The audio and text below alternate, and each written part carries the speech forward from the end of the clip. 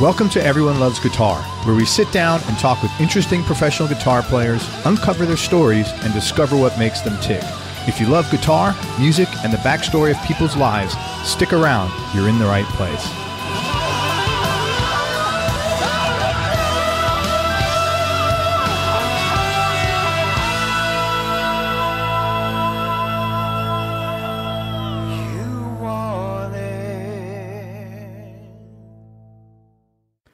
Hi, this is Craig. Just want to let you know you can now advertise here on Everyone Loves Guitar podcast. For more information, go to everyonelovesguitar.com/advertise. That's everyonelovesguitar.com/advertise.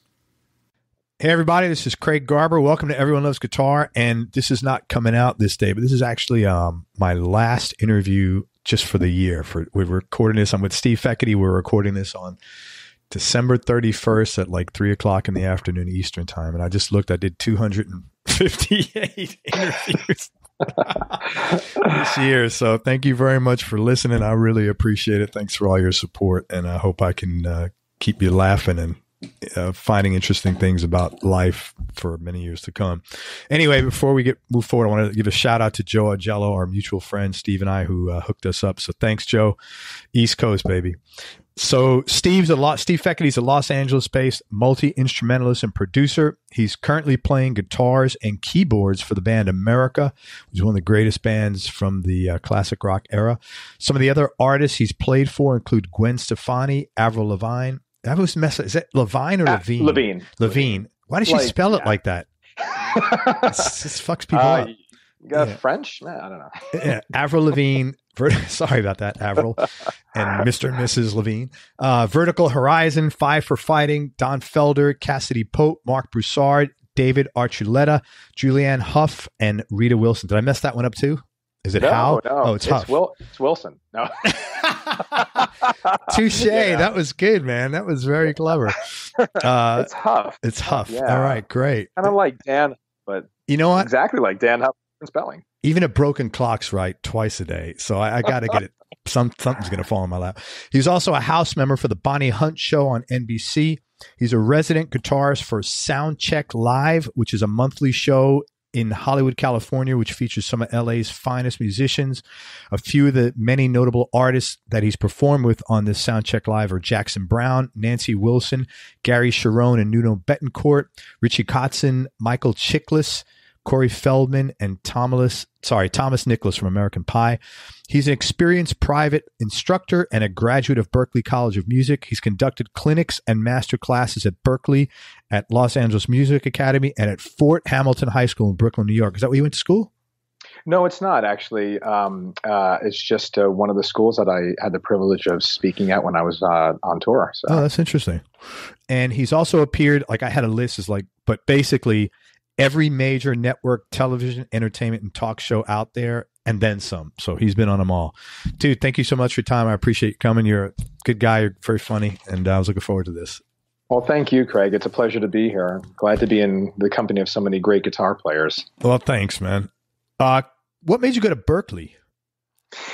Well, I had been playing guitar since I was, 7, 8 years old. My grandfather got me my first acoustic. I think it was a parlor-sized guitar. So I was always taking lessons at an early age. And once I got into junior high, I started playing in bands.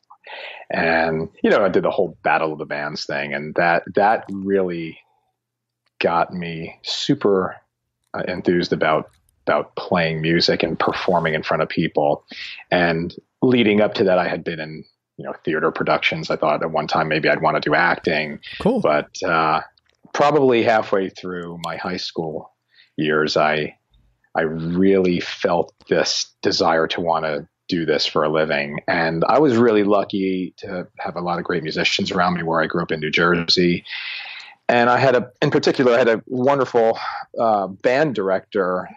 His name was Jeff Seckinger, who very inspiring teacher, great guy, really looked for potential and all of his students, and took an interest in me and really really encouraged me to pursue my dreams if I really felt like that was something I wanted to do. He obviously saw I was involved in a lot of classes that he taught, like orchestra, jazz band, marching band. So I kind of just surrounded myself in all of these activities because I just love performing. I love kind of opening up my mind to new instruments. And he helped me with my Berkeley application and wrote me a really wonderful recommendation.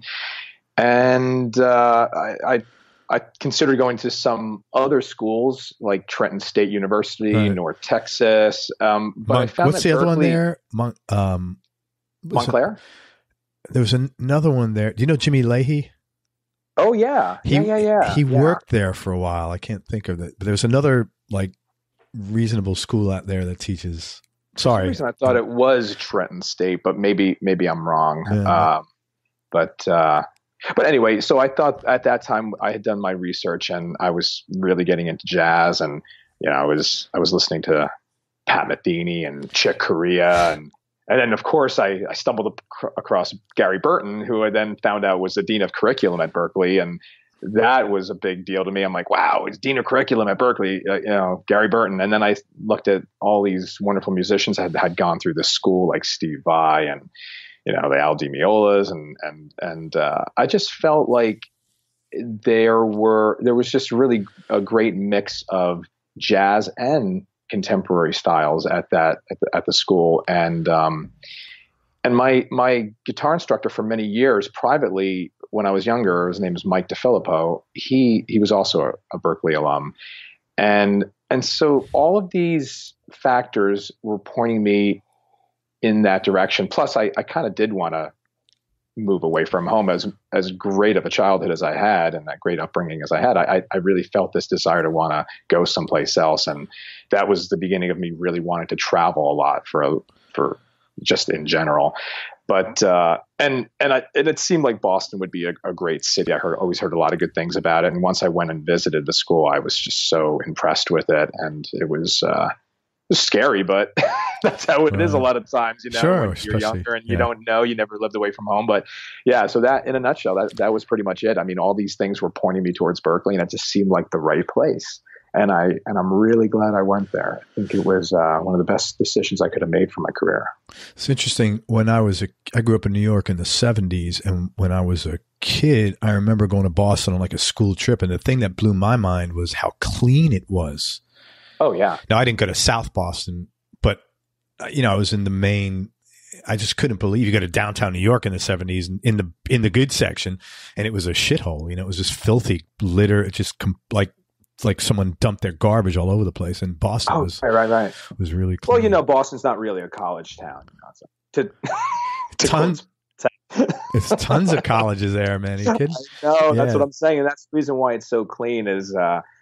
Is they want to appeal to students and parents alike, because you got Northeastern, you have Boston University, Boston College, Boston College, Berkeley. I mean, there's Emerson. There's so many colleges and schools in that area. You have is it Harvard there too? Harvard, MIT. Yeah. I mean, there's some prestigious universities there, as well as wonderful private institutions as well.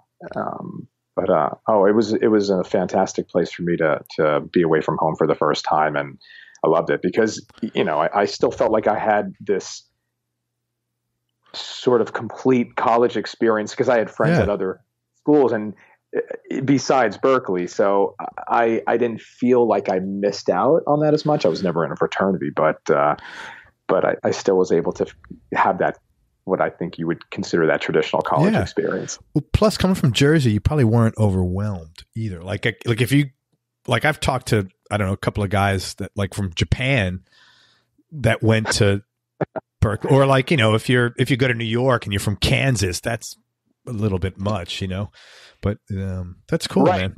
And I think that was another thing you just reminded me that I really was interested in Berkeley, was because they had a pretty substantial international student body.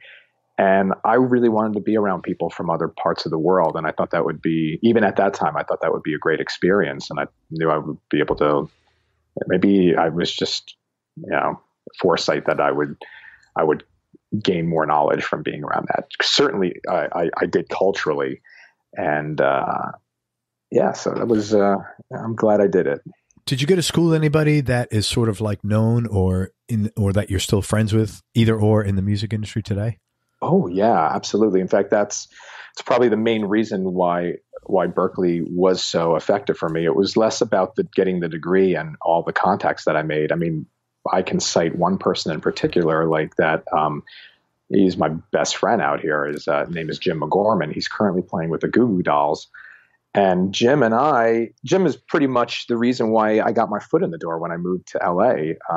He had been working with Avril Lavigne for the previous year when I moved out, and the guitar spot became available for me, and he vouched for me. He got me. That's a good gig to get when you first moved to LA. Sure. It was like within 6 months, and wow. It was. So, I mean, and that is a direct result of keeping in touch with, contacts that I established at Berkeley. I mean, I went to school with guys like Nate Morton, who now plays drums on The Voice, and Nate and I are friends, and we've recorded together, and he was also the drummer on that Bonnie Hunt show. So yeah, I mean, I think when I went there, it was really for me, I'm really grateful that I went when I did. It was a special time. There were so many terrific players. I mean, I was in school with John Blackwell, who sadly passed away and used to play with Prince, and John was amazing. So starting Berkeley and seeing all these monster players was just, it was intimidating, but really for me. What'd you do when you got out? Did you move out to LA right away, or? I did not. I considered doing that, and for a long time, that was one of my regrets. I wish I would have, but I still felt like, I don't know, something was keeping me in Boston, and I think one of the things was the security of having, right off the bat, I had a job opportunity working in the admissions office there, so I did that, and I did that for many years actually, while I continued to play gigs. I played with original bands. I did sessions. I was teaching privately as well. I mean, I was really burning the midnight oil, man. See, you just like finding your way, like, yeah. And that's it. I figured, well, I have some time. I just completed school. Why rush it, and I had a lot of friends that were either going to New York or LA, and I felt like maybe a little bit of that pressure, but in some ways I just wanted to trust my instincts, and I felt like, well, let me figure out what I want to do here. It was kind of an interesting experience that I had at Berkeley, because the first 2 years I locked myself in a practice room and just played jazz. I just worked on, Charlie Parker lines and bebop songs, and I would go out and play with jazz trios, and then halfway through that point, when I met guys like Jim and we started playing these casuals around town, or cover gigs, whatever you want to call it, I got back into my roots of playing classic rock and pop, and I realized how much I missed it. And so my Berkeley experience was kind of like split up. And then after graduating, I'm like, wow, so I still feel this need to want to pursue jazz, but I still also know that probably going to make a better living playing pop, and I didn't really know where I wanted to move because of those feelings, I think, looking back, and maybe I was overthinking it. Who knows? Yeah. Either way, I don't know if I was because everybody progresses musically at a different rate. Some people would just pick it up really quickly. And for me, it was more of I really had to work it out. I really had to kind of like wrap my head around guitar, and I'm still doing that. But it took me a lot longer to feel confident. And I think confidence is maybe, or lack of confidence, maybe even when I graduated, as proud as I was to have graduated, maybe that kept me from just jumping into a new city and being like, hey, here I am. You know what I mean? No, Whereas when I went to LA, I felt like, wow, I was more than ready at that point. I felt like I knew I had a better idea of the kind of person I wanted to be, and who I was as an individual, and what my goals were at that point. I give you a lot of credit for just hanging around and like not sort of pressuring yourself, or just, wanting to have fun kind of. That's I think I really respect that. What are you like that in general, or do you tend to like let's take a step back, let's relax, there's no rush with stuff? I was like that for years, and then that started to change. That changed once I felt like, a big part of it was seeing all of my peers that I went to school with. They went on to do these great gigs. They started touring. They were living their dreams, and I started really I got super inspired from that. And then I think it was once I was able to see myself doing it, just look into the future and say, I can see myself doing this. I think I'm ready to do this. And just because that's a big decision. I mean, I gave up years of employment at Berkeley. I had I was saving for retirement. Oh my God, really great benefits. I mean, I was living comfortably, and I had to make that decision to just end it all and go someplace where I didn't have a job waiting for me. I didn't have and that was the biggest risk I've ever taken in my life. And I think that was a huge shift for me. And once I was able to feel, look, getting that Avril gig, I was ready for it. And if I didn't play well, I wouldn't have gotten it. But that was luck too, man. That was timing. And Sure. There are all these factors involved with how people get opportunities that they have. For sure. But you do have to put yourself in the position to get it. I mean, if I didn't make the move, I would have never been asked to come audition. And that was a turning point for me in my drive and getting me back to feeling really empowered.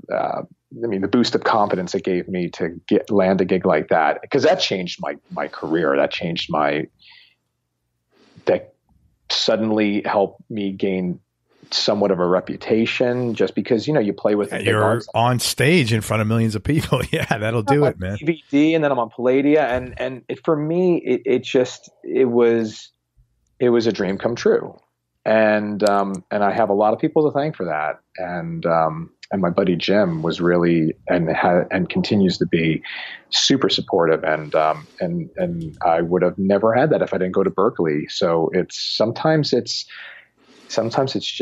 oftentimes in this business, it's really about who you know and who you meet and the contacts that you keep. Sorry. Excuse me. It's interesting. I don't know if all businesses are this supportive. Excuse me, but my experience in the last year and a half working with musicians is that this is a very supportive industry. Now, I don't know if I was just ready to be in that kind of an environment and accept support, to be really candid with you. But This is a very unusual industry, I still feel, that where people really have this attitude of we're all in this together. Let's push, a rising tide floats all boats sort of, and everybody's willing to push on that. Sure. And it seems really, it's a very nice place to be. Even like on social media, like, everybody always likes and supports everybody's stuff. It's unusual, I think. Maybe it's not. I don't know, but it feels like it is. I'm grateful for the community of people that I'm around. And like, for instance, that show that I do once a month, that Soundcheck live show that you mentioned. One thing I really look forward to is just reconnecting with my peers in the industry, because we've created, I'm in the house band there. But what we've managed to create there is a real supportive community of players that can go there, be seen, play, maybe get opportunities from it. And I love that. And it challenges me, because I'm on the spot. I have to play all these different styles, and I have to set the bar, so to speak, right at the beginning of the night. And it starts with us. So but it's fun, and I'm at the point now where I get thoughtful about what I do, but I really do have fun when I play, and no matter where it is or who I'm with. And I'm really grateful that I'm finally at that place where I feel just, let's have fun, because honestly, that's why we go into music, right? We totally do it because it's fun. And then some people get really jaded from it. They have these unfortunate things that happen, or they have disappointments, and I've had my share, but it's just about keeping a positive outlook. And I think this is a great community. I think the longer you're in it, you stick it out, the more you see the benefits from it. Yeah. And I would say definitely doing something that's fun. I've done things that are fun and not fun. I'd say fun is much better for sure. Amen. Amen. You know, I've worked in a cubicle for years and it's not what I wanted to do. Yeah. I learned that. So, hey, but sometimes the journey, you have to go through it. Oh, totally, man. What you have, right? No, totally. I agree with it. No, it's always easier to appreciate at the end than in the middle. That's true. I want to mention some of the people that you've worked with and are working with. If you could talk about maybe how you got the gig and any cool or interesting stories about working with them. Let's start with your current gig with America, which is, man, you talk about guys that know how to write hit songs. Oh gosh, yeah. I mean, they were probably as far back as I can remember hearing music, just loving turning on the radio, and the songs always resonated with me. So I was a fan right from the start. And how I got that gig goes back to my buddy Jim McGorman. Once again, you know, the guy who first put me in touch with the Avril Lavigne camp. He was approached by his manager, whose wife currently works with America, part of their management, and the guitar spot became available. Well, guitar, keyboards, auxiliary spot became available. And they asked Jim, hey, do you know any guitar players that also play keys, that sing, and would fit this kind of vibe? And Jim immediately thought of me, because he knows I come from, you know, that classic rock acoustic kind of vibe. That's like right in my wheelhouse. And yeah, and the only thing that he needed to double check with me was like how confident I felt playing piano. Now, I had been playing my whole life self-taught, but I had terrible technique, and I was really interested in jumping into that opportunity for many reasons. Because I love the band, first of all, I love the music, and they're legends, and the guitar parts are great, and I love the harmonies, and playing piano for me was a huge part of that. And I felt like, wow, that's another skill set that I can add to my resume professionally. Let's say I've done it in bands, just playing around, but that was really the first time I've done it on a big stage for a major act. And I had to be honest with myself. Hey, am I ready to do this? And so what I did was, like I do with any gig or any audition, I prepared and I made sure I talked to some friends like Jim about working on my technique and doing things right. Because I said, if I'm going to do this, I'm going to do it the right way. And so I went in there and I auditioned with 9 songs they had me do. Because, you know, I'm covering electric, acoustic, vocals, and the keyboard parts. So it's a lot of stuff, a lot of heavy lifting. The most songs I've ever had to do for an audition. But right off the bat, I met these guys, and they were so sweet and genuine, and that's what an audition is. You know, I think they assumed I could play, but it's also about getting to know your personalities, because God knows with the amount of traveling that we're doing, it's like any touring experience. You're going to spend 90% of the time is in airports, right? You probably heard this from many musicians. You get paid to travel. The 1 hour you do free. Yeah. That's right. And that's kind of like my advice to any aspiring musician. Make sure you have a good attitude. And if you've ever been told you don't, work on it. Because attitude is key. Attitude is key, man. Like everybody plays, but some better than others, you know, and some fit in certain bands better than others, but everybody can really play. It's just who's going to be the right fit for that. And I'm really, really fortunate they offered me the position, and then I took it, and I'm really glad. We just finished half a year with them, and it was just terrific in every way. That's awesome, man. Good story. Don Felder.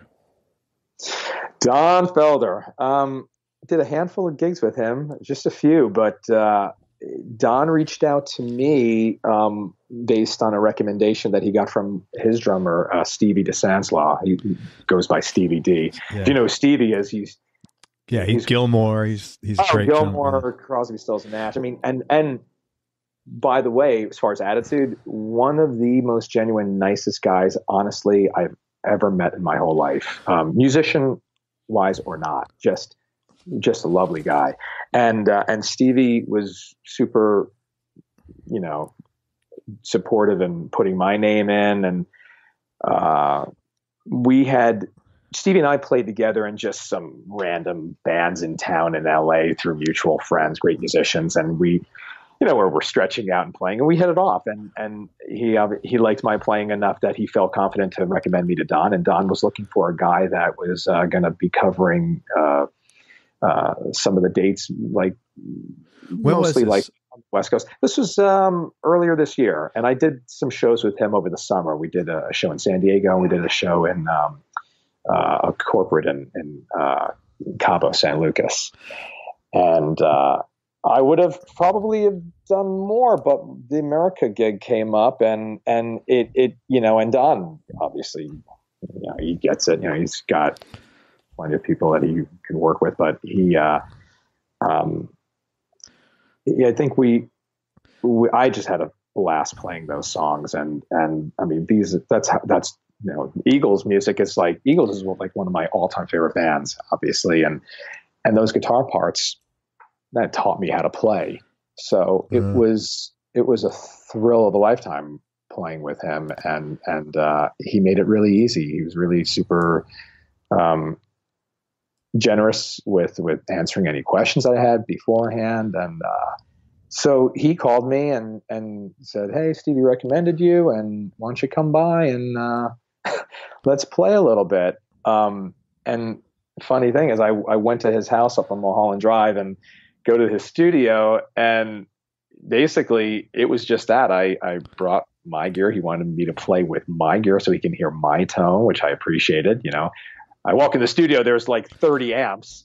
Here I am, slapping mine in. But that's cool because I know how I want to sound, and I appreciate that. And I think he did too, obviously. And then basically they put a mic up to my amp, and he gave me 5 songs to run down. I think it was like Hotel California, Victim of Love, Life in the Fast Lane.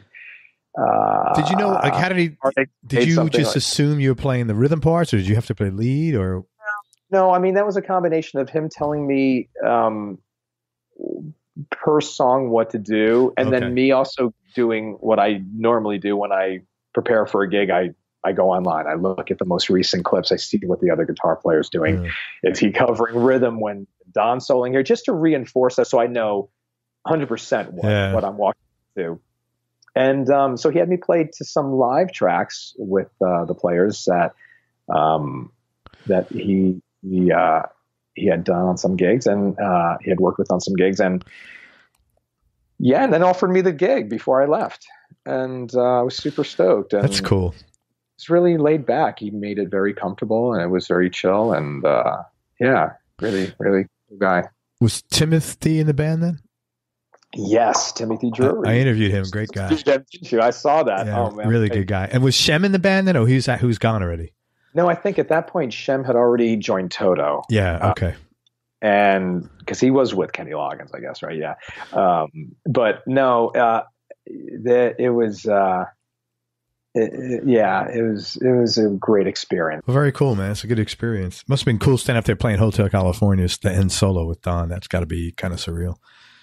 It was, it's like outer body stuff. But it felt really good. He, you can see the joy in his face when he's playing, and that to me is like, that puts me at ease. Because I just have a blast when I play. I mean, I always try to find that joy in there. So with Don was very easy. I mean, he was very gracious and made it fun. So very cool, man. How about Gwen Stefani? So Gwen Stefani, I was asked to come in to play with Gwen through her manager, Tina Kennedy, who works with Azoff Management. And Tina used to be Avril's day-to-day when she was with Network. Oh, man. This is like so Tina, incestuous. It's hilarious. Exactly. So basically, like, again, keeping those contacts. And Tina has Tina was instrumental in helping me get the Avril gig when she had to make the decision, and she was rooting for me, and Very cool. Tina had contacted me throughout the years to come on board with other Azoff artists, and Gwen was one of those at that point. And so I came in, and she called me like, I don't know, less than a week, and said, "Hey, we got a corporate in Vegas. Can you jump in and do it?" I'm like, "Sure, I'd love to." That's not a bad gig when you got somebody from Azoff artists chasing you down to. It's not like those guys are ever going to be broke. That's a run out of business. Yeah. Right. And God knows they know enough musicians, but I just think like, in the interest of time, especially, and knowing that, I think Tina realized that I've come in and just same with Jim. Jim actually started with Gwen. He had done a few shows with Gwen a couple of years before that, but he and I started back up with Gwen around the same time. And so I think Tina felt comfortable knowing that, without any rehearsal, we can just show up for the gig and just do it. Well, we know what to look for, and we know how to act, and it's just, and she didn't have to worry about it. And and then I continued playing with Gwen for over a year, and it was a great experience. And we did a nice little run promoting her Christmas album last year. That's very cool, man. Yeah, it was a blast. I got to play my Gretsch hollow body. Do you not get to play that a lot? Excuse for that, There you go. You don't get to play that a lot. I don't get to as much as I'd like to. It's my coveted guitar. I really love it. But it's one that I'll bust out every once in a while, just because it's so beautiful and it's inspiring for me. But it's one of those, I don't mind nicking up guitars. I don't mind I have a lot of relic instruments, and I'm no stranger to like banging guitars around, but that Gretsch is an exception. Do you have it close? Well, you know what? I'll ask you later. We'll talk. Yeah. Well, hold on. We'll talk about it later when we get to the guitar section, because I want to see it now. Now you got my interest curious. It's in the back there, like sitting in there. You go. Yeah, I see it. But bring it over in a little while. Yeah, we'll check that out. Five for Fighting, that's John Ondrasik's name. He seems like the whole thing seems kind of interesting there. Yeah, Five for Fighting. That was a great experience as well. I mean, anybody who's got the balls to call himself Five for Fighting is got to be an interesting cat, It's like a guy named John. I'm Five for Fighting. Fuck, all right. Man. I was really excited to start working with John because obviously I love his songwriting. Great songwriter, he's a sensitive songwriter and really thoughtful songwriter, and I love his lyrics. I love his approach, and I think he has his own sound, truly. Totally. And I love working with artists that really have their own sound. Like Gwen, when she sings, nobody sounds like her. She sounds like her. When Don Felder plays, nobody sounds like him. America has a sound, and I feel like that's what turns me on as far as artists, with like really people that stick out and they don't sound like anyone else.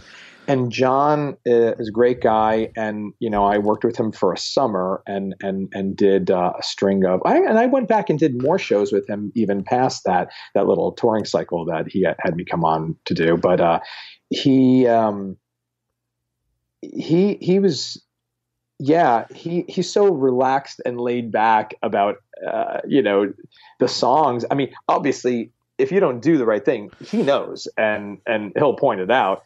But I don't know. That didn't really happen with me. I don't think. I think it was just like I had the songs in my head, and it was just kind of working out. And that was a different kind of gig where the guitar is not the feature like it is with the Eagles music and Correct. Stuff. That was a great experience because it's definitely more like you're doing more ambient type parts.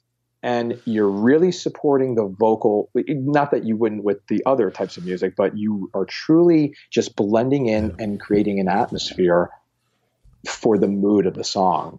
And there are parts where you know where to come in and shine. But I really enjoyed that experience a lot. It was a blast. And yeah, I'm glad I was able to get called back for more shows with him. And we did something with a symphony at one point in Grand Rapids, and that was a blast. I've done that with a few artists, and I really always love, because I think his music in particular lends itself really well to the symphony and to orchestration. Did that with Horizon as well, and very different bands, but still there are songs in the catalog that just lend themselves to being supported by a symphony, and it was a trip to be a part of that. You've really had a lot of I mean, you've kind of like been around the block. You've got a lot of good experiences. Yeah, I've been very, very lucky. I'm so grateful for all of it. And I think just going from artist to artist that are very different has helped me. Well, it's helped me musically. It's helped me prepare for the session work that I've done.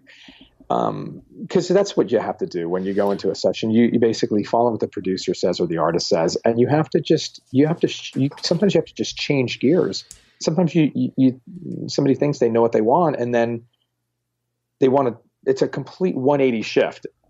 Then you have to change your brain and be like, okay, we're going to do it like this. Oh, great! And if you only can play one type of style, or you're really, and there are some great players that just do one thing and they do it really, really well. But I've always wanted to play different things. I've always wanted to play country. I always wanted to play pop and rock and hard rock. It's just, or Latin music. I've always had an interest in it. If it's good music, it's good music. But it's been really interesting because every artist is so different, and the audiences are different, and the feeling you get when you play their music on stage. That's got to be cool. Yeah, it keeps it interesting for sure. It's funny you mentioned something about having your own sound. America's got that one song, Sandman, right? And I remember I've heard that song on the radio back when they used to have a radio. Like probably 150, 200 times. That first acoustic guitar strum. Oh, it's like addictive, man. It's like, right away. And that whole song is just so great, but I never forget hearing that. And it's like, it's like when I bust out the cat treats and the cats hear, it's like they pick up their head, they're like, holy shit, I'm getting some of that. And that's what it's like with that particular song. It's like, as soon as you hear it, it's like, for me anyway, it's like, okay, you got my 100% undivided attention because it's that powerful, Sure. Yeah, there's certain, it's so cool that music can do that. Yeah, and the America set is really interesting in particular because I think the way they sculpted their set list and the order that they put the songs in, it really has a great flow to it. There's not a lot of empty space. They move from song to song really quickly, and they kind of showcase their career in a really interesting way. There's obviously a video backdrop which showcases their history, who they've worked with over the years. I mean, I even forgot when I started working with them that George Martin had produced like the first. Oh, wow. I didn't know that. 7 or 8 albums. Yeah. I mean, and so just, traveling with them, hearing these amazing stories. And there's a part in the show where they mention George, and we do a little, nod to the Beatles where we play Eleanor Rigby, and I get to do the string arrangement on that song. And that was one of the most challenging things that I had to prepare for, more than anything on guitar, obviously. And, but it's nice. It's just, and it's fun to get the firsthand accounts from them about what it was like to work with him. Such a legend. Legends talking about legends. Yeah, man. I'm going to come see the show when you come down here, but where do they put Sandman? Where is that song slotted usually? Towards the end. Yeah, it was such I would imagine that's such just like an era defining song pretty much. Yeah. That's pretty much, I think that's like third from the end, something like that. Yeah. So it's, and we stretch it out, and it's probably the most, we really rock it out too. That's great. it has a much more rock and live feel than it does on the record. And that's good, because you want it to be a little different, but it's still is faithful to the song. I always thought Sandman and then Crosby, Stills, Joni Mitchell song, I'm having a brain fart. Oh, Woodstock. Yeah. I thought those two songs were kind of like very representative of that, sort of those two eras, Absolutely. Are you working on anything now that you're excited about? I know you got an album coming out. You want to talk about that? Well, it's not an album coming out. I'm in the process of writing more than I ever have. And I think what really got me back into it was once I started preparing piano for America and those parts, it sort of shifted my brain back to writing all over again, because I remember that when I was writing before going to Berkeley, it was mostly on piano, and that was my go-to instrument, even more so than guitar. And because I had been away from it for so long, I don't think I felt as much of the inspiration, but yeah, now I find myself sitting at the keyboard writing, and I feel like the ideas are flowing more than ever. So that's hands down the most exciting thing that I'm doing now, even more so than anything guitar wise. I mean, that when I wake up, I just think about writing, and I want to jump to the piano, and I'm doing it. I'm letting these ideas flow. And I've always had a much easier time writing music. Whereas the lyrics were much more difficult for me. That it was much more of a painstaking process. But now I find myself, like, if I'm on a plane, I'll write. If I get the idea, I'll start going with it, and then it's flowing, and I'm feeling like I'm having these bursts of creativity more than I've ever have. So yeah, it's been fun, and I feel really driven to want to make this happen, and it's one of my big goals for 2019. Very cool. Are you going to be playing all the instruments, or are you going to have guys come in and do other? No, I'll play what I feel like I'm going to have other players on it.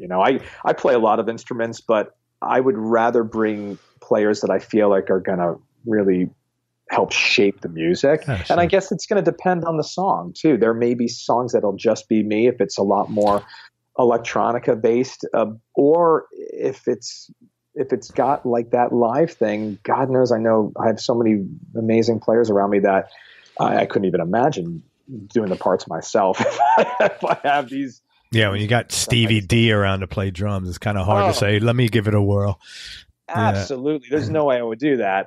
So no, there'll be I'm sure there'll be an impressive roster of players if they'd like to be a part of it. And, but I have to feel good about it. I just want to try to weed through everything that I've been kind of putting together, and hopefully I'll find, the best out of the bunch to start honing in on. Very cool. I'd love you to come on the show and premiere it, and, we'll talk about it whenever it's ready. I'd love that. What were some of the lower points, or maybe the bigger obstacles you've had to deal with, Steve? And how did you manage to get through them, either career-wise, personal, music, business, whatever you choose?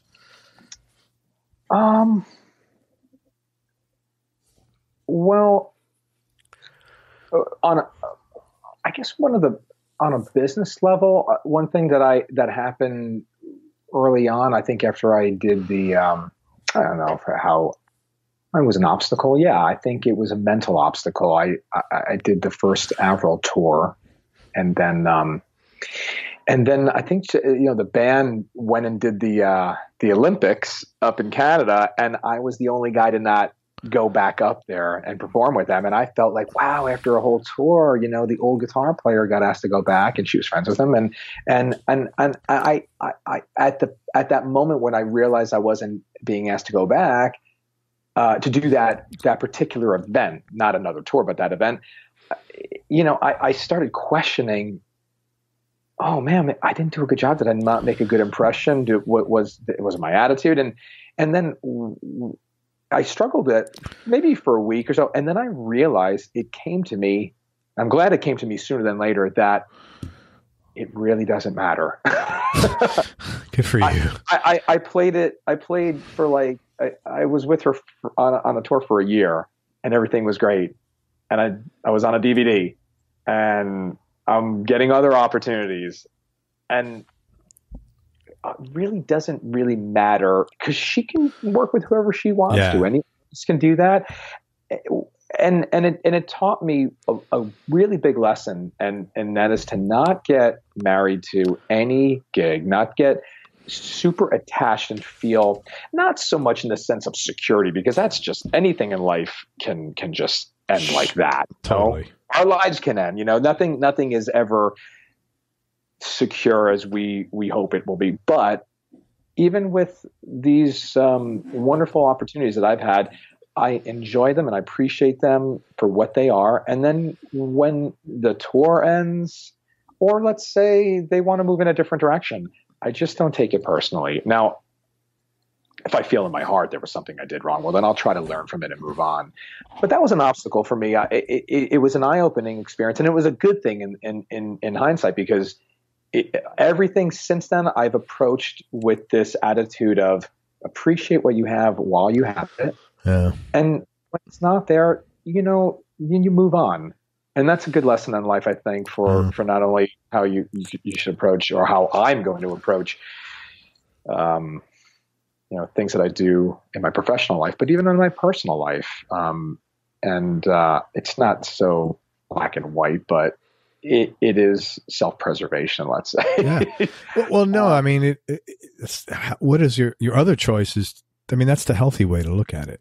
Other choices is that you become insecure, and then you're fearful, and it changes how you approach the next situation.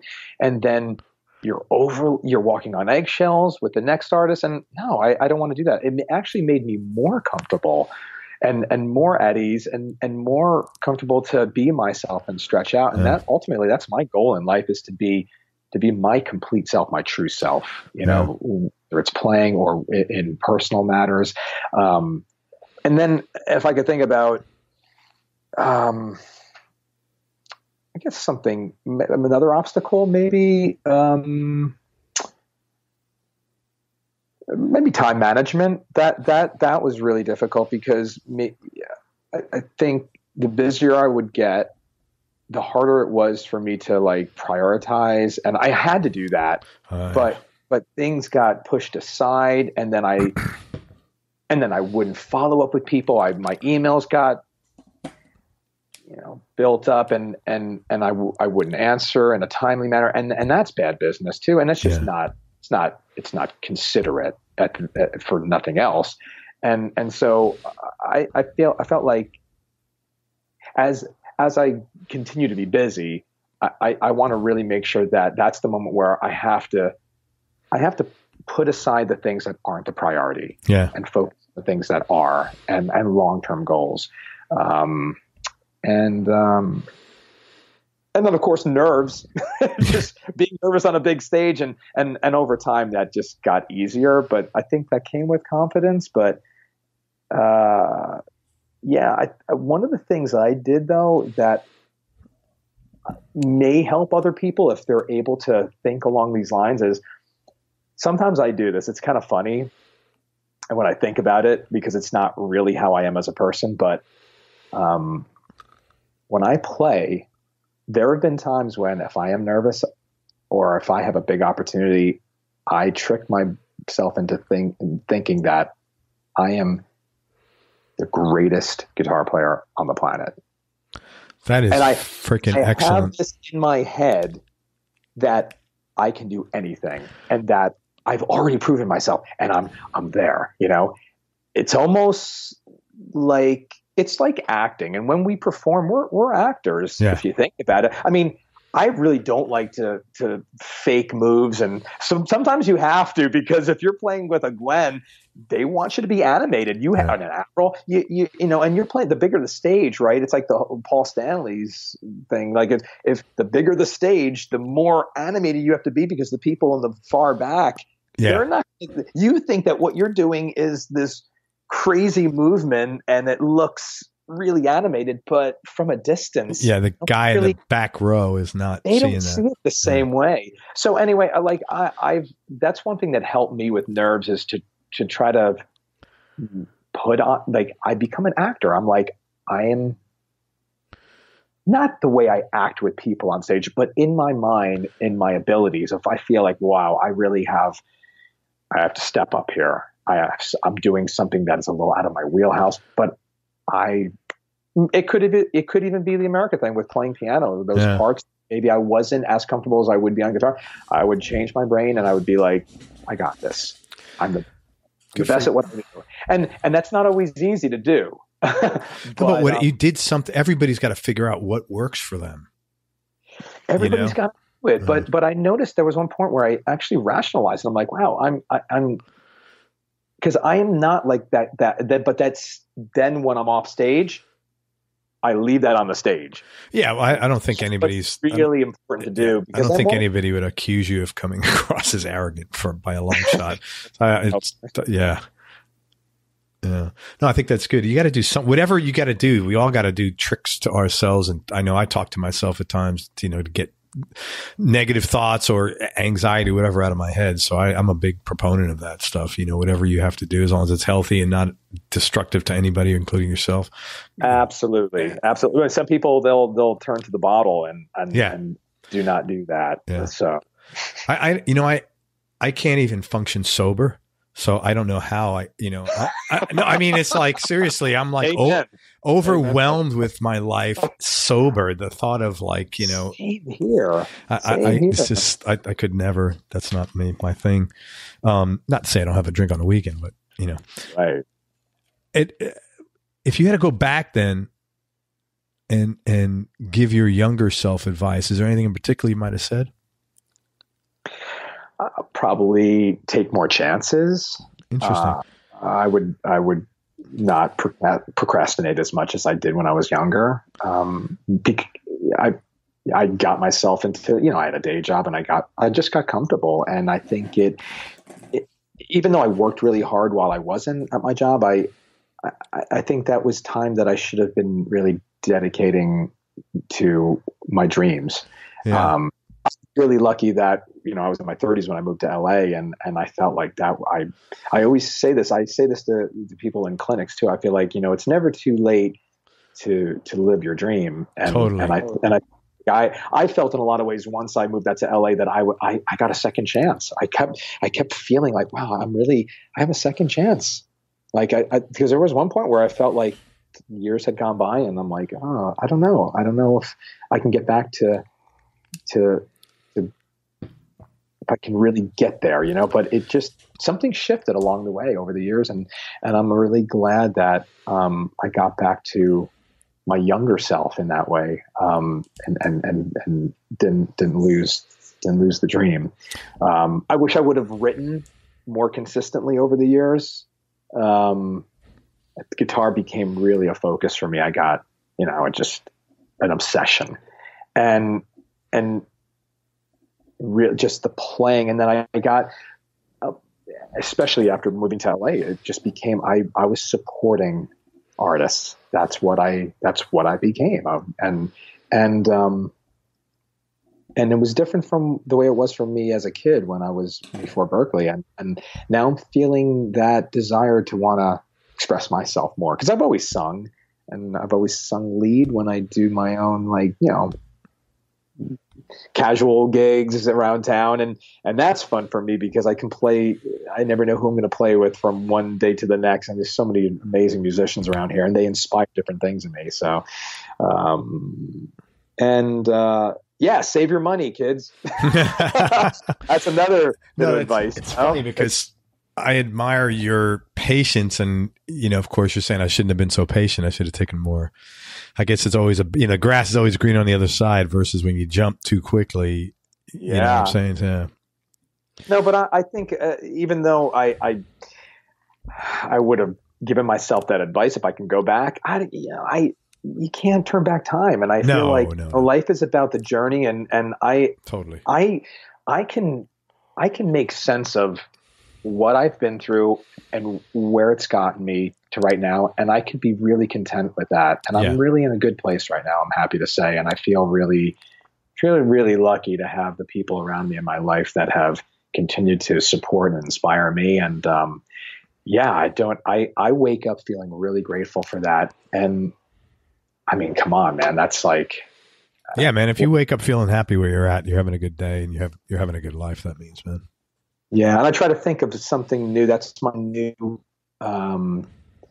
task every morning as I journal. Like a grateful thing? Half a page. Yeah, something new to be grateful for. And sometimes, I'm sure I'll repeat it, but, it's okay. You can be grateful twice, man. Yeah, no. I am. I'm grateful to be on this show. Oh, now you're out of control. Let's talk gear for a few minutes. What's your go-to guitar? And like what others would you round out? Now, I don't mean stuff you got to bring for sessions. I mean the guitars you like picking up. Well, I started out on a Strat. So by nature, I'm a Strat guy. But these days, if I had to grab my go-to guitar, boy, it would either be my Telly. I have a beautiful Nash Telly that I absolutely love with. And that I feel like that has become one of those guitars that I feel like I could plug into any amp and it sounds great. Really? Something about do you have it there? Work. I do. You want to see it? Yeah, if you don't mind, I'd love to see it. Hold on. Yeah. Hold on. So this is the model he calls the T57. Okay, and it's got Lawler blonde pickups in it. It's Mary Kay finish with the white pickguard. Yeah, and I picked this up at the Mesa Hollywood store. Yeah, it's got a beautiful relicking to it. You can see this is more of the subtle relicking that Bill does. That's a thick guitar. Yeah. I see this neck is really but I fell in love with it. I played this at the Mesa Hollywood store in Hollywood, and it was. Yeah, it's just something about it. I had to buy it. And normally I'm pretty thoughtful about my purchases, but this one I didn't want to let get away from me, and I'm so glad I did because I loved it. I played it a lot, and then I put it away, and now I feel like I always bring two guitars with me if I do a gig in town. This one is almost always with me. It's pretty much always with me now. And like I said, something about this, it has a spank to it and a life. It comes alive, I think, in almost every amp I play. I can play a high gain amp. I can play, and about Tellys, they could be a little on the bright side, but this is a full bodied bright tone. Sounds great through dark amps. Does it? And, like through Fenders or I'm sorry, through like orange amps or through even something like a Matchless that could be a little beefier sounding AC30 style amp. It's a really, really good balance and good complement to that type of amp. Are you a big guy? Because it's such a thick neck, it looks like. No, my hands are not really like unusually big or anything. I think I have relatively small reach, compared to most guitar players. I mean, nobody has a Steve Vai, but for me, I've learned that, and I'm sure a lot of guitar players agree, like these thicker necks, they really are comfortable for playing chords. And honestly, that's what I'm doing more than anything else. Yeah. It's a great point. And I love this guitar. It feels really great. I have a guy in town, Norik Renson, that he's one of the best luthiers around, and he sets these up for me. And I don't really have anything special done. I do like the fact that the neck is kind of it's not glossy. It's got that finished, sanded down feel, and my fingers get sweaty a lot, but this guitar is great. Is that what you play on America gig? Actually, I don't. And the reason is that Jerry Berkeley has been generous enough for me to raid their gear locker at Third Encore and he told me I could play anything I wanted to. So I brought my Nash Strat out with me to play on some of the songs, but I'm basically playing his 60s VOS Les Paul and his Nash Telly that feels very similar to this. And I actually brought that Telly back to my apartment and I A-B'd it with this. I was ready to bring this out, but the neck was similar enough and the tone, especially on the bridge pickup, was similar enough that I was like, yeah, I'm going to play his. And it was great because that's on the road or in the locker with them when I'm not. And then I really want this at home with me when I do sessions or other gigs. And his is like more the Keith Richards style where it has the humbucker in the neck. Gotcha. But no, I love that guitar. It feels great. And so this would be one of my main go-to. And the other one would be, hold on. Yeah, man, let's check it out. So just to describe it again, it's like a kind of like TV yellow with a white pick guard with a maple neck. This guitar a lot. This is the Fano. Oh yeah. 6. And that's the old Fano. So yeah. Well, this is actually no. This is not too old. I played Fano a long time ago before they were when they were lesser known. Let's just say a buddy of mine. Well, Dennis great guitar player from Nashville turned me on to them. So who's that? I'm just curious. Justin Weaver. I don't know him. I worked with him. Oh, he's just I should put you in touch with him. He's one of my favorite guitar players to work with, and just a terrific guy. And he plays with. I think I don't know if he's. I want to say like he may have even been playing a little with the Dixie Chicks, but I could be wrong. But I know he was with Winona for years. And I worked with Justin with Julianne Hough for a minute. But yeah, he turned me on to Fano when he came to LA and we hung out. And I've always loved their guitars. It felt really great. And this is their standard series. Actually, they have an Altafacto series, which is a little more pricey, but I ended up bonding with the standard series more because I like the stop tail bridge. It's like a Mustang. Is that a fair? This is a Jazzmaster. A Jazzmaster, sorry. So it's very similar to that Mustang style too, but it's a Jazzmaster body. And I like, the thing is, like, I'm a very visual guy, even when it comes to my guitars, and I really have to feel like I have to see a guitar and really be inspired to want to pick it up. Like if I played looking multicolored guitar that Eric Clapton plays like on that Crossroads concert, like I couldn't do it. And Eric Clapton's my all-time favorite. Like he's my hero, but I prefer him with Blackie, with that guitar. Yeah. But anyway, so I couldn't be inspired to see that on a guitar stand and want to pick it up. But that's a cool looking guitar. It's got, are those humbuckers or P90? They're humbuckers, right? Those are humbuckers. Yeah. And I actually, and is that, it's kind of dark. Is that a rosewood or it's rosewood? It's not ebony. It's a black finish. That's relic and it's actually got this really interesting checking that looks really cool. Genuine. And I told them I wanted the tortoiseshell. The shorter pick guard looks great, man. They didn't use that with these guitars, but I told them I really wanted that on black. I thought it would really. It looks cool. I think I saw it one time. They did a one-off or something years ago with one of their JM6s with the P90s. And I asked them if they can do that, and they did.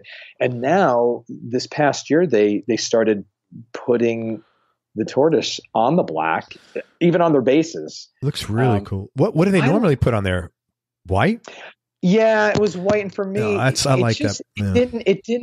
It was such a contrast. It was just black and white. And it just seemed kind of lifeless to me. Nothing, no offense to Fano, but for me, I totally get it. Like this had like it popped more, and I used this on the Gwen gig, and for a song like "Don't Speak" on the middle position, man, I had played a couple of different guitars to try to do that song, and nothing was really doing it for me. And then I brought this out, and then I used it exclusively with her.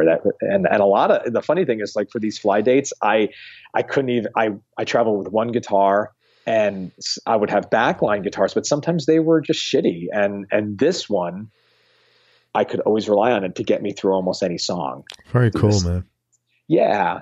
I'll show you one more. Yeah, show me your Gretsch. Is that what you're going to show me? Oh, yeah. Yeah. So this guitar, this will be the last guitar I part with. What model is that? This is a 6120 1959. That's an actual 59? No. It's a newer guitar, but the model is based on, it's a Chet Atkins. Yeah, that's what I thought. 6120 1959 with T.B. Jones pickups. How are those pickups, man? I've never heard them in person. Fantastic. Are they? And I didn't know until I got it and I played it. And because, you can have T.B. Jones in a different kind of body and it's going to sound different. Yeah. But this has the most musical feedback because of the thickness of the body that I tell you, one of the greatest tones I ever got was playing this through my Matchless C30. And is that fully hollow body or semi? This is fully hollow bodied, and it doesn't have a center block. So feedback's a shit. Feedback. Yeah, but you know what? It doesn't squeal like I used to have, like one of those Joe Pass Emperor, Epiphone guitars, and man, that thing squealed so bad. And this is when I was in Berkeley, I stuffed like bubble wrap in there to try to like suppress the noise. And this, I wouldn't do that because I love the natural kind of like when I feel it slowly coming in and I can control it. But no, it's fantastic. And I use this for the Gwen TV dates that I did when we were doing the Christmas record because I felt like it really fit well with that retro sound that she had going on that record. And yeah, it felt great. And let me describe it. It's a beautiful orange guitar, white binding or cream binding. It's got a small white or cream pick guard with. It's an ebony fretboard, or is it rosewood? It's ebony. Yeah, it's ebony. That's what I thought. And let me ask you. So there's two switches up there. Why is there two switches? Do they split the coils or something? No, it's not split coil, but let's see if I can remember this. See, that's why I can't work a guitar like that. It's too complicated for me. Yeah, no, the interesting thing about this guitar that is really kind of neat, and I didn't like it at first, but now I've learned to appreciate it, is that if you notice this is the master volume control here, right? At the bottom. Which is weird because it's not on the bottom right, it's on the bottom left. So but then you got other stuff is that tone? Yeah. These are individual volume controls for each pickup. Then you have the master. Now, what this is your tone control. You don't have tone control like I would normally prefer in the form of like a knob that turns and you can slowly bring in or take out. So you have settings on here. So you got to work with that. Now, most guitar players, know, or hopefully they know that, you can change your tone even with your volume knob, obviously. You can roll off your gain like that, and that controls your tone as well. Sometimes it'll darken up your tone, and with this guitar it does that, so it's usable in that way. But this basically shifts. This is a three-way switch, and this is a three-way switch, and this, boy, I'm gonna screw this up because I have to play it to like remember exactly. But this sort of like opens up your I think one of them controls the pickup. Like up would be I may be getting this wrong. This will be neck, middle, bridge. And this one is your tone control. This is what shapes your sound when you're on that pickup setting. Gotcha. Sorry, guitar players that know more about this than I do if I'm getting this wrong, but I'm pretty sure that I know this is at least your overall tone control. This is your brightest setting, which would be down. That would be a little more scooped, and that would be much more like set for like darker tones, jazzier songs. Let me ask you this. You have a master control, which controls overall volume of the guitar, and then you have the two individual pickup controls. How does that serve you? It seems like that would be confusing, at least for me. And it is not, it's confusing for me. I couldn't play that. Yeah, and that could be confusing too, because if one's rolled all the way off and then this is selecting a pickup, maybe that would be off. Kind of like on a Les Paul, but a little slightly different. I think if you're blending the pickups, you have the option of bringing a little bit less of one of those in with this volume control, and that's where I think the purpose is served there. it's almost like on a that Les makes Paul, sense. you want to blend them. You know what I mean? You can roll a little bit more of the low end off on maybe the neck pickup, and you retain some of the brightness. So it's an interesting, it's a really different kind of setup than I'm used to, and that's why I like it so much. Is that it forces you to have to really work with the tone, and a lot of it has to do with how you set your amp.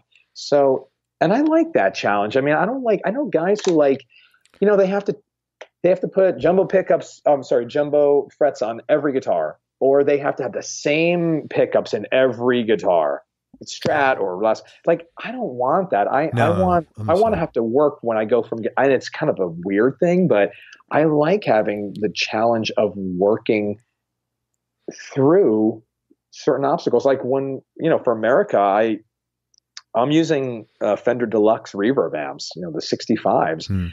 And that wouldn't have been my first choice, but now it is. Now I've learned that and same thing with Felder, the backline Fender Deluxe reverbs. And now I see the benefit in those amps. Now with America, they usually backline 4 for me. So what I do is I go in, I test out which ones I like as my main amp. I have my spare, and then the other 2 are kind of just for show. But you never know, depending on the speakers. Usually they're Jensen's, but sometimes the speakers are a little different, and sometimes they haven't been broken in as much, and sometimes they sound unbelievable. You'd swear that they were like a real 60s. Right. So for me, it's like you got to work with it, and I don't know if I like the process of it. Something about going in, it's always the same every time. I see the benefit in that, but I've embraced the fact that I never know what I'm going to get. Yeah. And so it keeps my mind fresh, and it keeps my I guess it's just me feeling like I'm always in tune with my gear, and I know how to work with it. You seem to be the guy that looks at the glass half full in general. And this kind of seems like part of, like, just another example of that. Like, it's not like you got a choice. Right. So it seems like you're able to go in there and just say, hey, well, let me embrace the positive about this, period. Totally. And I could bring my Line 6 Helix out for this gig and, and have all the same thing every show.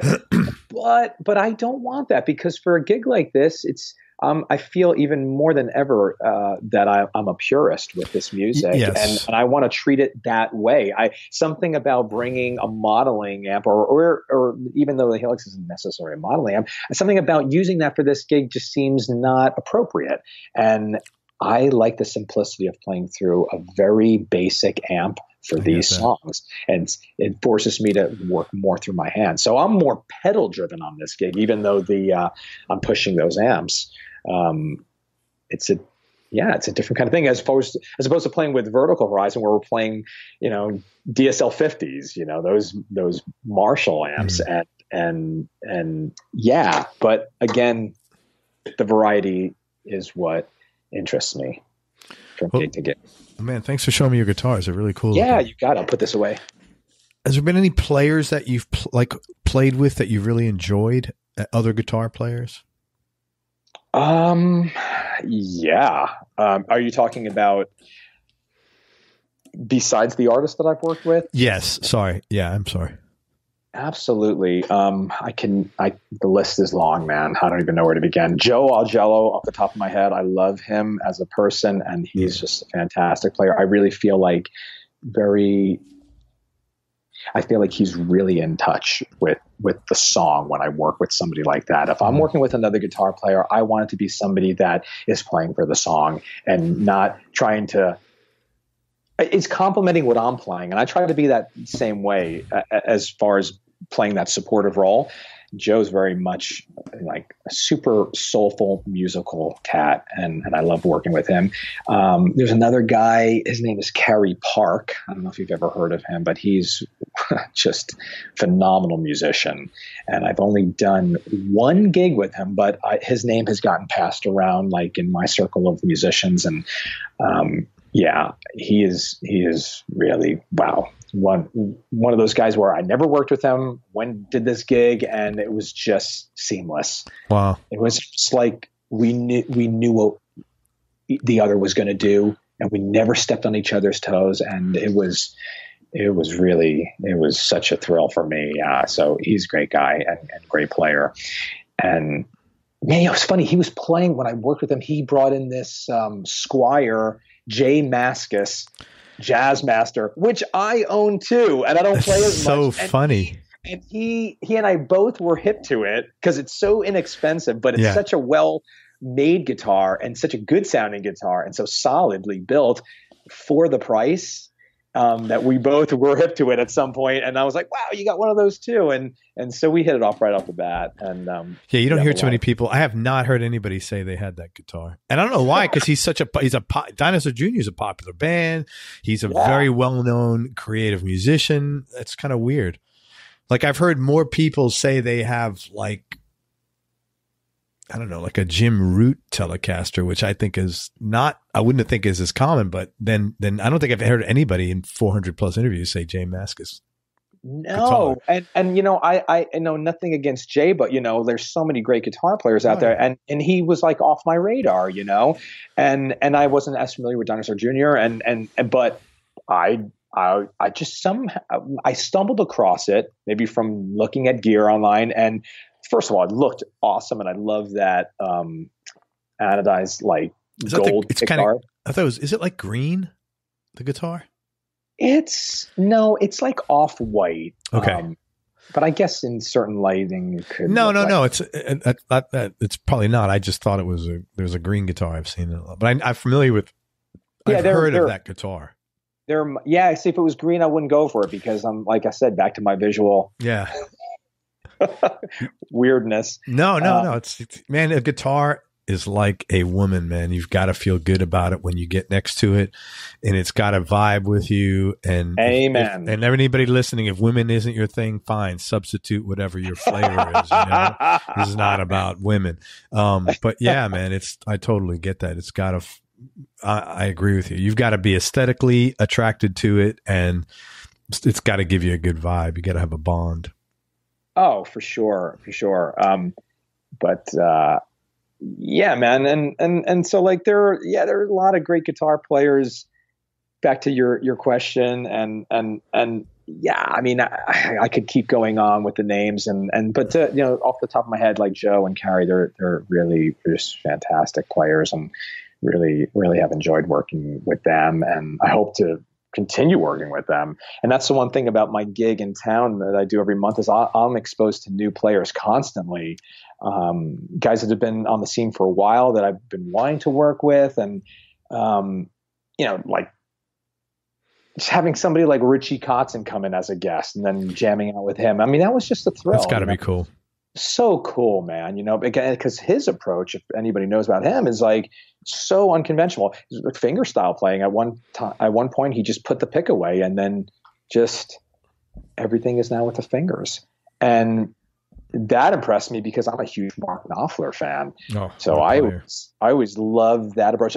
When I play, I'm a hybrid picker. Like, so I won't be exclusive on pick or but there will be times when I'm only picking, and there will be times when I'll put the pick away if I'm playing like a Lindsey Buckingham type thing, whereas I feel like that's the only way I'm really going to feel it properly. Or I'm playing something a little more classical in style, and I want that softer finger touch. But for the most part, I've kind of worked out a hybrid picking thing. You know, guys like Carl Verheyen do that. A lot of players do that actually. But that seems to work for me. And I was really impressed when I saw Richie and he was doing everything finger style, and it was really cool, especially high gain players with that. Yeah, that just do that. That's unusual. You don't see that often. Yeah, it's cool.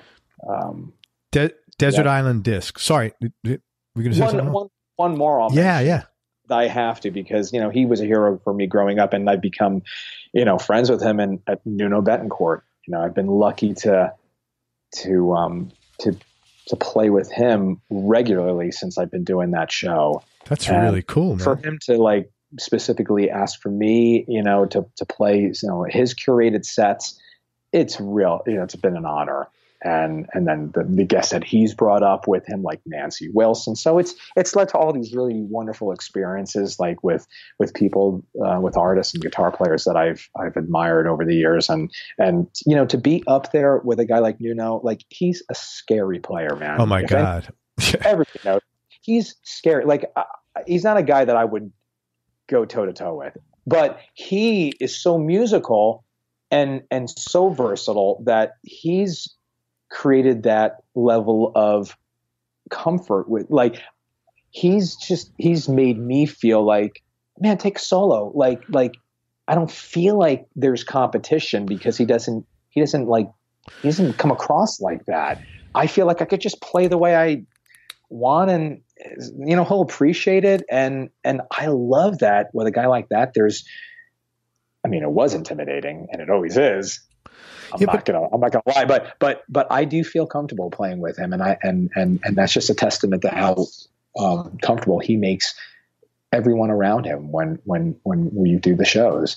And but yeah, don't you find that whether it's guitar players or anything else, that people that are higher up the food chain, for lack of better terms, that are more successful, always tend to be less preoccupied with themselves and more giving?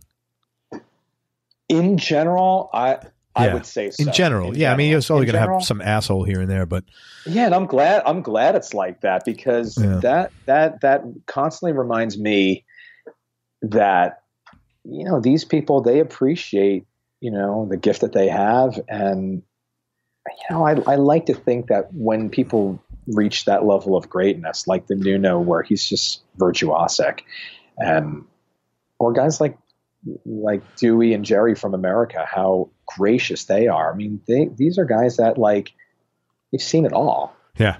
And they've written so many incredible songs, and just all of their experiences, like, and how generous they are, and appreciative they are, and how down to earth, just when I travel with, they can be.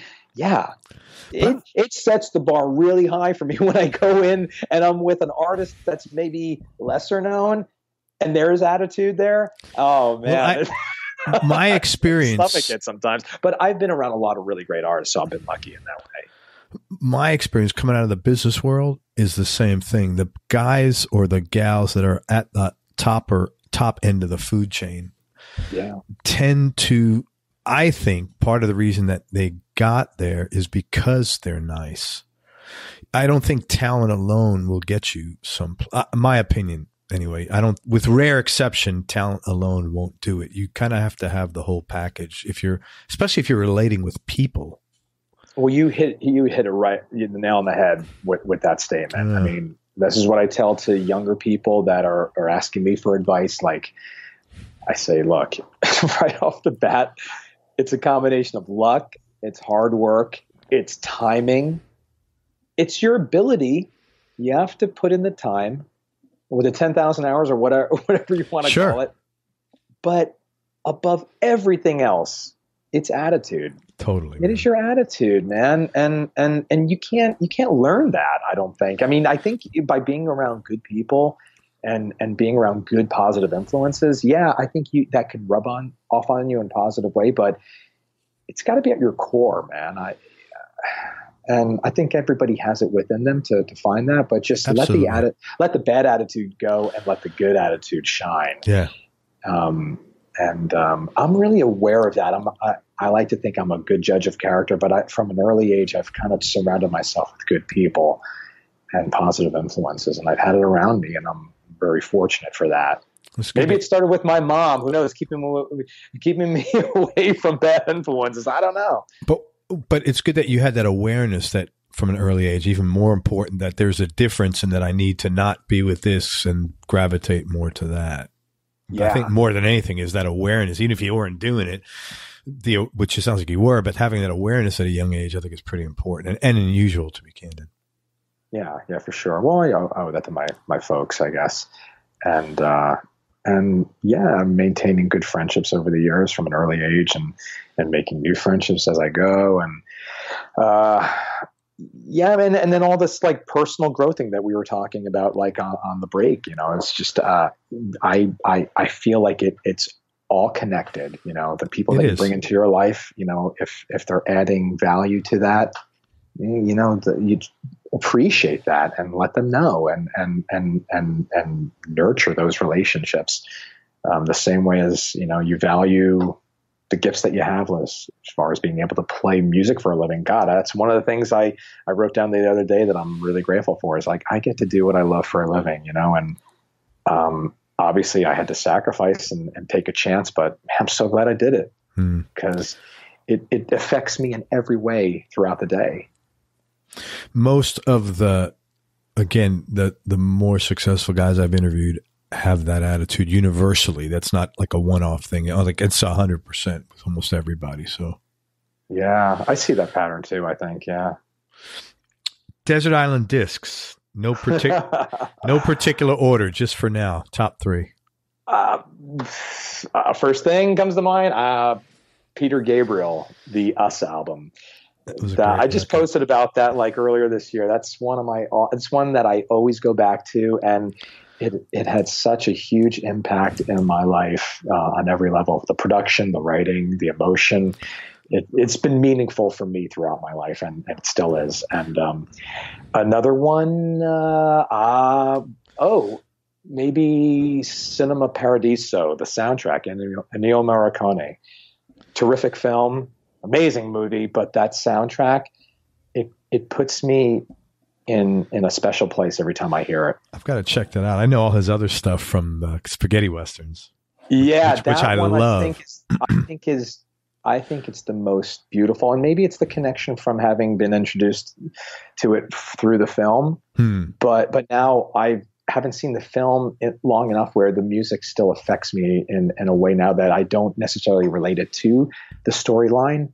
It could affect me just with what's going on in my life, and it's very powerful. So maybe another one would be New World Record, ELO. I just saw Jeff Lynne's ELO in London when I was out there with America recently, and it got me back into that record. And I don't know, funny. Just something about something about the combination of like classical with rock and all the wonderful harmonies. And yeah, it's to me, that's just a masterpiece, man. It's doesn't happen often where you can get styles blended so cohesively. Not to that extent. No.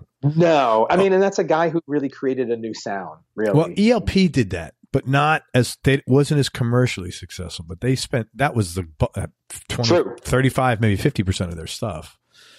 Yeah. And then Jeff Lynne was able to like create a production sound, right. that he fused with when he started working with Tom Petty, right? Or even the Traveling Wilburys, for that matter. It's like that it has that Jeff Lynne production sound. It's something that you just know it's there. I mean, you can break it down if you looked at all the instrumentation, but it's just a sound. And I really admire that. I mean, that's, to me, like, those are artists that really turn me on. Peter Gabriel, same way, with the production that he brings to every record that he ever does. But it starts with incredible songs and lyrics that like speak to me and speak to a lot of other people. It always comes down to that. The Us album, is that the red one, or is that the one with the blurry, like the melting? That's the red one, yeah. Okay, that's Up is the later one, with the blurry kind of drops of water, whatever it is. Yeah, what album was that? I love that one. Us is the one that has Come Talk to Me on it, and Digging in the Dirt. Yes, right. Okay. Part of Eden, Secret World, which is one of my favorites, and that was the Secret World tour that he promoted that album with, and incredible concert too. Yeah. All right, this is a tough question, man. No, it's not. Favorite New York City food that you miss in LA? Oh, well, I'm gonna say pizza. I'm gonna say Italian in general. Like my favorite Italian spots in New York, in particular. I mean, God knows there are enough in Jersey, but so I grew up. My mom was Italian. I'm half Italian, and she's an incredible cook. So I miss homemade Italian. Now my aunt is just phenomenal too, as far as being an incredible cook, and I look forward to going back to New Jersey to visit her. Not just for the food, I love it to death. But come on, the food and part of that is all tied in. But I noticed right from the start moving out to LA, you get great sushi. Mexican the Mexican is just the tops out here. Everybody tells me that. But you have to look for good Italian out here. Maybe some people say it's the water, and I know some of the great pizza places that I have found out here are like Mulberry Street, and there's another great place that my buddy Mick Mahan, who plays bass for Pat Benatar, he started a pizzeria in Thousand Oaks called Parma Pizza Napolitana. And That's so I funny. recommend it to anybody who comes out here. I think he studied with the chef in San Francisco, if I'm not mistaken, and he used to make 3 different styles, and now it's 4. Let me see if I can get this right. It's the New York style, which is the thinner crust, the Neapolitan style, the Detroit, which I guess is a little more deep, maybe deep dish style, but not like Chicago deep dish. It's just more. I would say it's more like Sicilian in style. Okay. But he does this thing where he melts this aged cheddar over the crust. Oh my God, it's phenomenal. Dude, and you're making me really hungry good. now, man. I know, I'm getting hungry too, but I don't really eat pizza like I used to, but I still get down with it. And then I think the other one is, I haven't tried it, but it's like Ohio style, so I'm not really sure exactly what that is, but I've never heard of Ohio being really well known for their pizza. No, but I remember saying, I think that's what it's called. But man, anybody who comes out to LA and they're looking for, make a little trek out to Thousand Oaks, it's you will not regret it. It's really good. So pizza's the thing you miss. I feel you on that one, man. Pizza and just in Italian food. and just I would think there's tons of Italian restaurants in LA, no?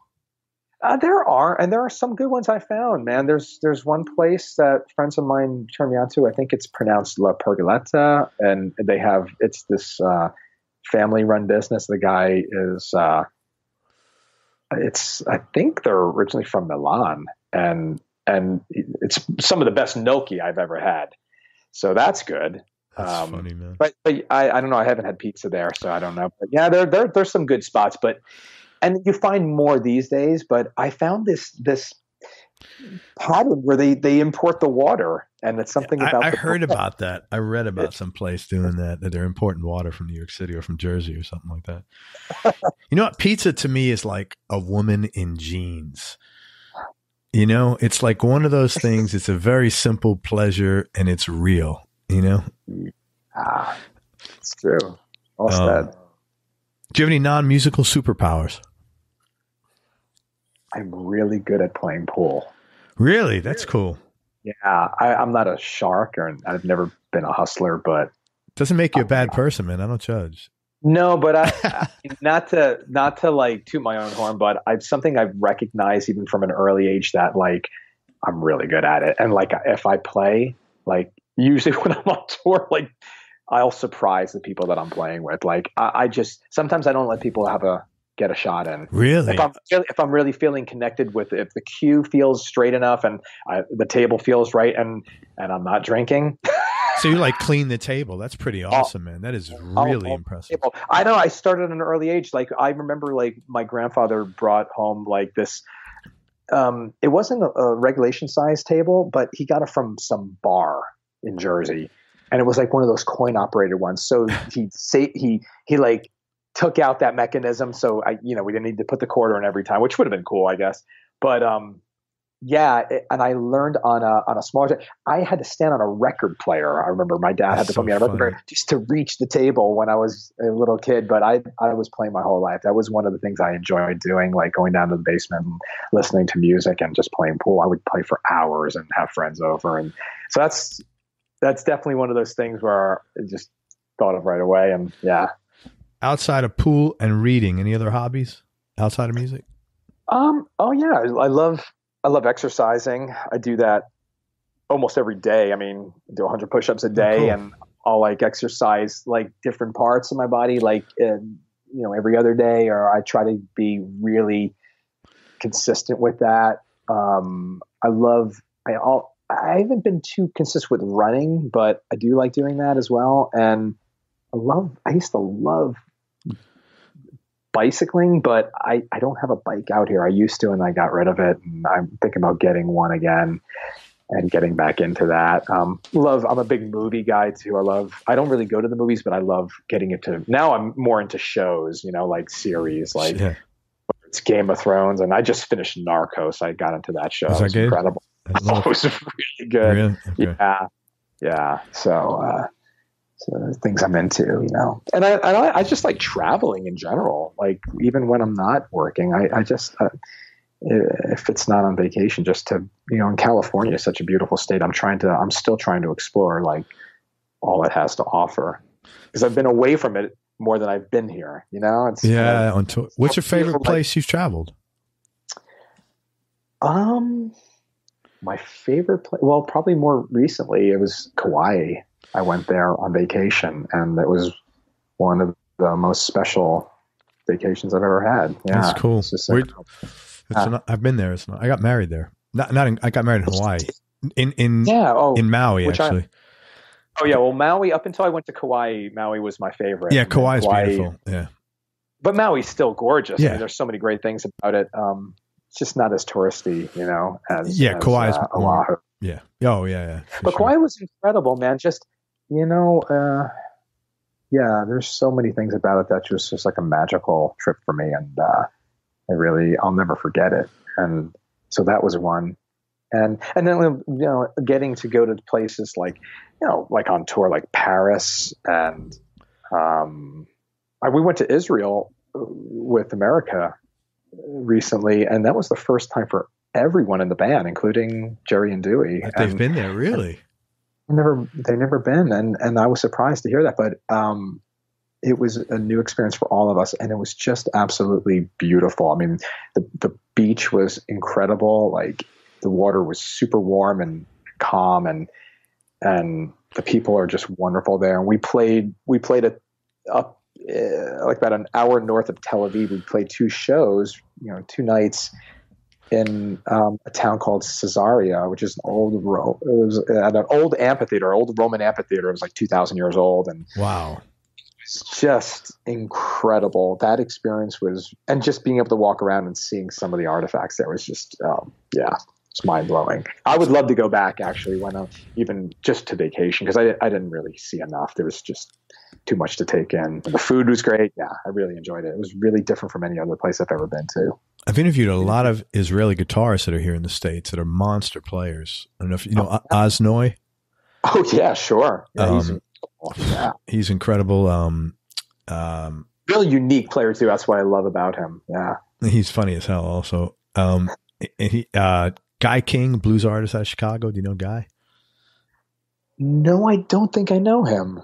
Which doesn't really sound like an Israeli name, right? Guy King, but that's his name. Yeah. No, Guy Fletcher, but he's not Israeli. No. Nir Felder was born in Israel, but he's really grew up most of it. You know Nir? Yeah. Great jazz not player. Personally, but I know him. Yeah, sure. And Avi Bortnick, another guy just like born there and then grew up here. Name. Yes. I know all the. He plays with Schofield. He plays rhythm guitar for Schofield. Yeah, great player. Huge John Schofield, man. Yeah. 2 more questions, man, and I can't appreciate your time enough, and they're both tough. Talk about a specific experience that changed your life or altered the way you think about things. Could be good, bad, not to be bad. It could be positive, anything you want. Wow. That's a good question. Yeah, that's not one you start the interview with, for sure. Well, God, I got to think about this.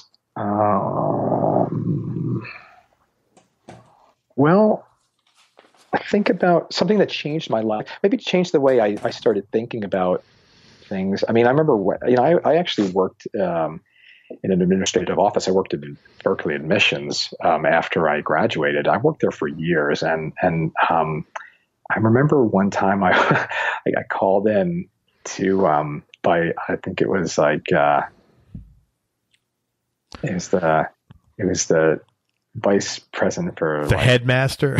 No, it was one of the higher ups. Like I forgot what his position was, but a great guy, and he offered me a chance to just advance through the administrative chain. And he saw potential in me and knew I was a good worker. And, he just said, hey, is this something you want to do? Because I enjoy working with you and I think you would be great. And you have a great future here.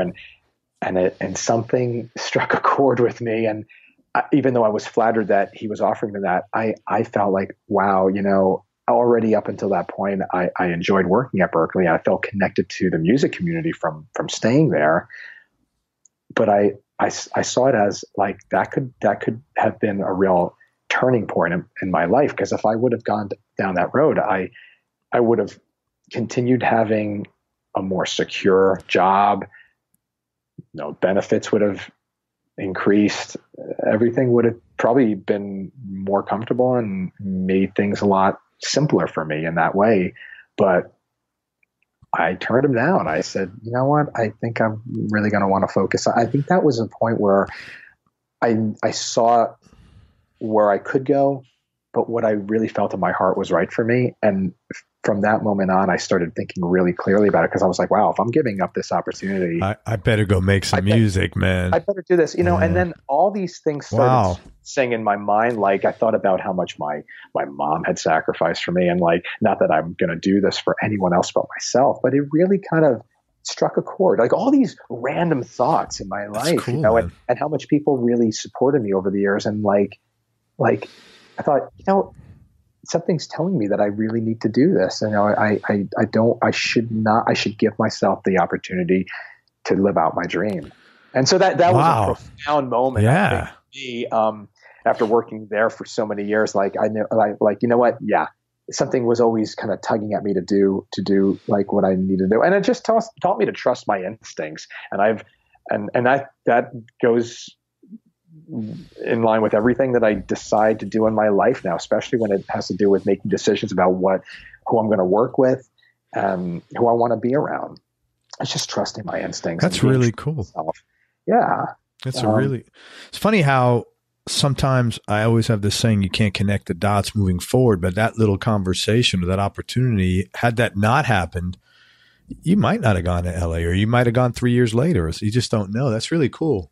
Well, and it's the same thing. Yeah. When you ask me, like, is there something I wish I would have done earlier or something to that effect? Like when I said, yeah, which I would have maybe moved out to LA sooner after I graduated. But in hindsight, maybe that would not have gotten me the results that I got when I did. I think maybe everything happened the way it was supposed to. Not that I'm completely trusting in fate in that way, but I can say with certainty that I was that much more prepared mentally and playing wise when I did move out to LA. I was older and I felt like I had definitely paid my dues on the East Coast in ways that prepared me for what I was about to do.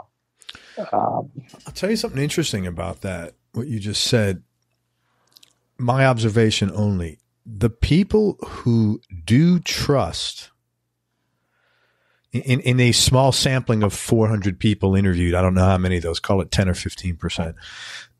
The people who do trust that the universe is going to take care of them, it usually does for whatever that's worth. And so I've learned from that to become more trusting of the universe, to tell you the truth. Hey man, one last question. And again, I can't thank you enough for all of your time and you being so candid and your stories and sincerity, most importantly. Most important lesson that your business has taught you? I think I would go back to touching upon that more than your abilities and more than anything else, your attitude is key in this business. And so on a personal, like personality basis, like, yeah, going to this business, like having a good attitude can make the difference, because it's about who you are. I think a lot of times when you have, if you break it down like by auditions and you have all these people trying out for the same spot, what's going to differentiate you from the next person? I think like knowing yourself and knowing what your strengths are, that's one thing that it's taught me. But having a really good positive attitude, because nobody wants to have a Debbie Downer around, No. whether it's for one day in the session or like 3 years on the road. It's just important to always go in there and and I say that because like some days it'd be something that's like troubling me, or I'm not in the best of moods, but you have to kind of leave that at the door, and then you go in there and it's hard to do sometimes, but you have to have the best attitude you can when you're working with people. And also that it is a business at the end of the day. We do it for fun, but you should be smart about it. You should not just think, oh, it's all fun and games, because that's a career. Yeah, it's a career, and take it seriously, and try to make it to be the best you can be. If you're going to do this, if that's what you want to do, and it's such a people business too. So you have to be strong, but you also have to keep things lighthearted too, man. It's a lot of times, and that's the thing that I was saying, like about these auditions. Sometimes, like people just want to get to know you. It's kind of a given you can play. Obviously, you may have something that feels better musically than somebody else. But if you got 10 guys auditioning, you might have 2 guys that definitely are not a fit, and then 2 other guys that are amazing, but the other 6 are going to be like maybe within a 5%, from 90 to 95% of performance perfection within that range. Does it matter if you get the guy for the song that's 90 or 95? No. Right. What are they going to remember about you? The guy who's going to remember that you played that contribute one line a little differently. Yeah. Right. Exactly. Who's going to contribute? Who's going to be easy to hang with? Who remembers that they're in the service business? Who's got the work ethic? All that kind of stuff, man. Yeah, totally. I mean, and you remember how I was saying that, I've kept in touch with great managers over the years, and it's really helped sustain my career, along with my colleagues that have looked out and helped me. And I try to do the same whenever I can, and you pay it forward. But yeah, stay connected. I really another thing that I've learned is stay connected with people that that you like to work with, that you feel a good connection with, and not just because people can help you. I mean, there's some people who only reach out because like, hey, what's in it for me? And that's not a good attitude. I mean, listen, we're all guilty of it, but do it for the right reasons. Do it because, you want to nurture the relationship, and it can be mutually beneficial. I look at like those opportunities that I get like to play for the Azoff artists as, well, it's benefiting me, but it's also helping these people out too, because they don't have to worry about, hey, is this new person going to come in and cause problems? Are they going to be the right fit? But because so it's mutually beneficial. And in today's day and age, with so many freaking ways to reach out to people, there's no excuse not to. You send someone an article that makes you think of them once in a while. You post on their social media, and then guess what? Twice a year, you pick up the phone. Hey, man, just want to check in and see how you're going. That's a 15-minute phone call, or even more if it's a nice phone call. I mean, there's no reason not to. I mean, it's just ridiculously easy to stay in touch. It's easy, and it should just be natural. But totally. we get caught up in. And another thing is, I think I mentioned this to you before. I'm gonna try to like lay low on social media. I'm gonna experiment. I've already kind of laid low for like the last few weeks, but I'm going to try to just stay off it for a good month and just focus on writing and not be consumed with just waking up and the phone and everything. And I feel you. My son's done that. He's off Facebook. I was so happy for him because he was on way too much. God. Well, I can tell you this: every single person that I know that has gotten off Facebook has not regretted it. Yeah, right. That tells you anything. You can't be too rich, too thin, or have too little Facebook time, I guess. Yeah, exactly. Whatever floats your boat. Dude, again, I cannot thank you enough. Let me tell people where they could find you and how to support your music. First of all, it's Steve Fekete, Fekete, and his website is stevefeketeguitar.com. Come out and see America on tour. Of course, America doesn't need me to sell tickets, but come out and see him and go say hello to Steve. Tell him you heard the show and you enjoyed him. If you don't know America, the band, I can't help you, but you ought to know them. They've got tons of great hits, and Steve's a fantastic player. I hope we'll be looking at Steve's album later 2019. It comes out, and he'll be coming on here. And is that like a hard commitment? I don't want to put you in a bind. What the your record is that? That's a soft. Let's make a soft commitment with that. Oh no, that's a hard commitment. That's a firm. Okay, myself. That's my number one goal moving forward this year is to get that done. So now your listeners are going to hold me to it. That's right, man. That's right. No, I want to be accountable, man. That's good. I'm just trying to set these deadlines for myself along the way. So, that's the only way I can do it, I think. Otherwise, I'm going to have an automatic. Year. I'm going to have an automatic message sent up like every day. You know what? No, Steve has your record. Feel free to check in with me every few weeks, man. I would appreciate it. I'll be like, wow, man, he's remembering. He's my friend. Be like Weight Watchers. Get on the scale again. You know, I went to Weight Watchers. I was an overweight kid. I never forget. I went there when I was a kid. I fucking lost weight every damn week because I wasn't going to be the fat kid that didn't lose weight. I was at all these soccer moms. They didn't call them soccer moms back then, but I wasn't showing up there not losing weight. So anyway, I don't know how the hell I got on that topic. Pathetic. Also, Steve's an excellent teacher. If you're interested in taking some guitar lessons, he's a very well-trained guy out of Berkeley. You're sitting there playing Charlie Parker runs. You could teach anything. No, seriously, he's a brilliant teacher. And if you want to reach out to him on his website at Steve Fekete Guitar, again, it's Fekete, Steve Fekete Guitar. He's got a contact form. So reach out to him if you're interested in taking lessons. He's a super nice guy. Please be kind to him and give him the respect he deserves. He's also really busy. And if he's got room to put you in his schedule, I would look at it as an asset and a feather in your cap. So, be nice. And that's it, man. Any famous last words or infamous last words? But Happy New Year. Oh, Happy New Year to you and all your listeners. And I hope you guys got something out of this. I mean, I just like to share my experiences, and I listened to a bunch of your interviews with other people that you've talked to. Some of them are my heroes. And I think it's just great that, you have so much to offer aspiring musicians, and we're all trying to learn from each other here. So thank you for asking me to be on the show. And this has been a blast for me. I get to talk about what I do for a living, and maybe some personal stuff too that you threw some curveballs at me. But hey, you know what? It's all related. I try to relate everything to moving forward, and it's been a blast, man. I hope to do this again with you. Absolutely, man. And I look forward to having your record out and promoting it on the show. And I will see you next month when you're in Tampa. For sure. You're going to be at the show. You're on the list.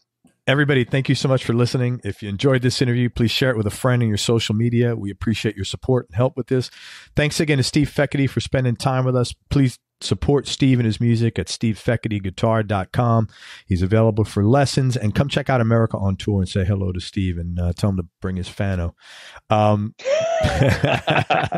Make sure you go to everyonelovesguitar.com, sign up to get on our newsletter list so you and I can connect. This is a miracle. My son is calling me, speaking of the devil. And remember, most important, happiness is a choice. So be nice. So choose wisely. Sorry about that. Be nice. I lost my track. I'm so overwhelmed. My son called me. Be nice, go play your guitar, and have fun. Till next time, peace and love, everybody. I'm out.